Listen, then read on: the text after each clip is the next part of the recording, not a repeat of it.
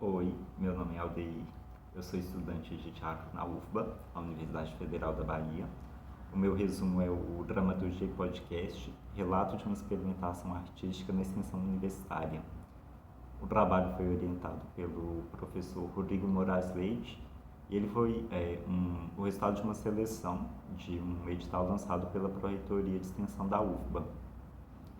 O resumo é para apresentar esse relato dessa criação como foi. E eu começo fazendo uma contextualização do ano de 2020, no mês de março, quando a UFBA suspendeu as atividades presenciais por conta da pandemia do coronavírus. Né? A gente voltou às aulas, mas no formato remoto, no mês de setembro, no semestre letivo suplementar. Algumas atividades elas continuaram suspensas. A biblioteca, por exemplo, não estava funcionando, e as outras atividades elas voltaram também nesse formato remoto, né? Inclusive as atividades de extensão.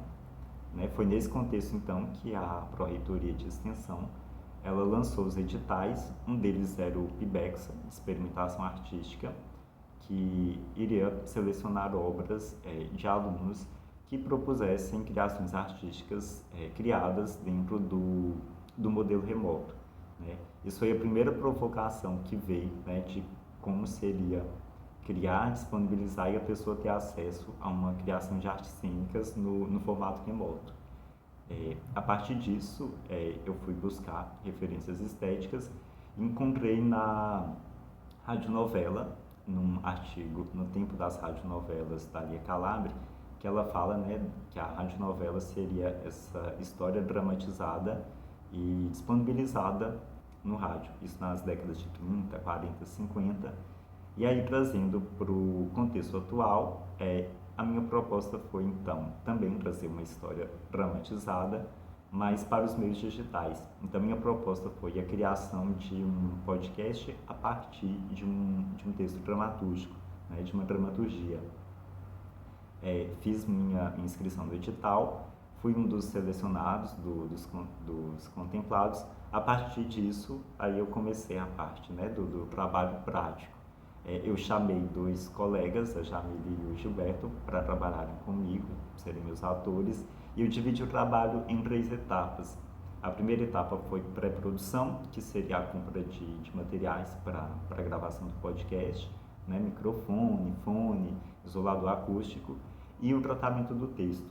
Esse tratamento seria a finalização, porque eu já tinha começado a fazer esse texto, mas pensando que seria encenado no formato presencial, em teatro. Então eu tinha que adaptar também, né, finalizar e adaptar para o formato de áudio.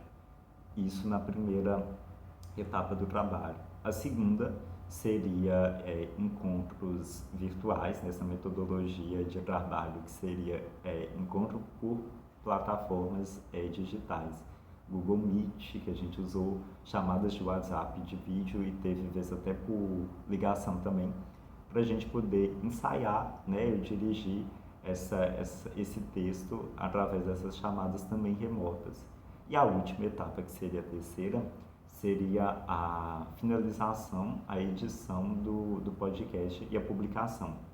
Né? Essa finalização seria a inserção de trilha, que seria uma vinheta, para enquadrar nos modelos de um podcast. Né? A gente conseguiu cumprir as 3 etapas. Né? O edital ele dava um prazo de 3 meses.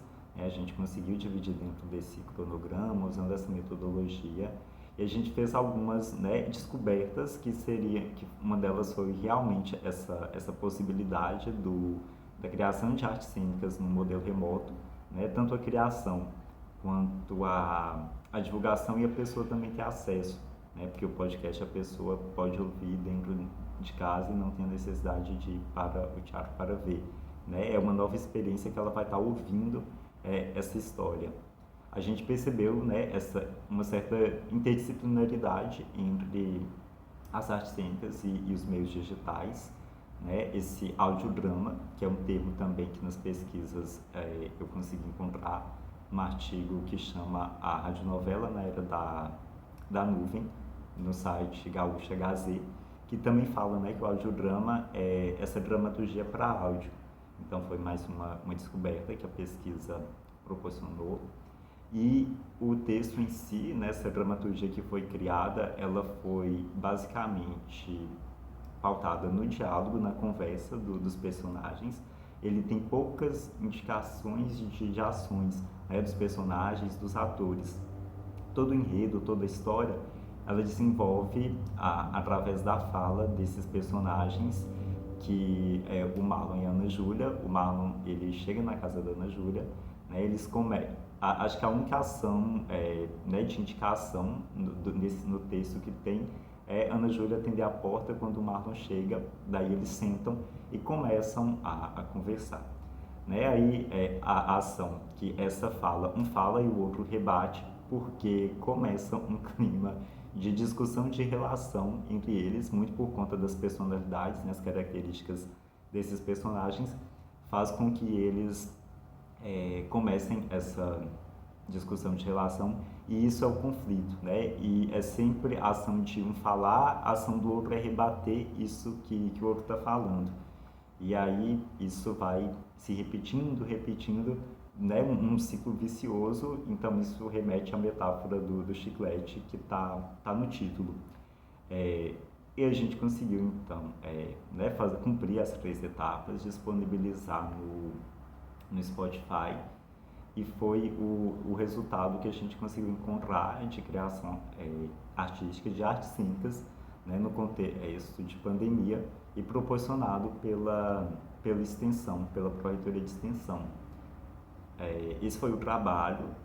Eu queria agradecer a UFBA pela oportunidade, né, por lançar esses editais que possibilitam esse experimento mesmo dos alunos, né? Foi uma obra autoral, foi uma obra que o aluno teve a liberdade para poder criar. Agradecer à Pró-Reitoria de Extensão por, né, selecionar um edital específico para criação artística. Agradecer ao professor Rodrigo e agradecer também a Abrace por disponibilizar esse momento de poder compartilhar a experiência e poder conversar um pouco sobre isso. Obrigado.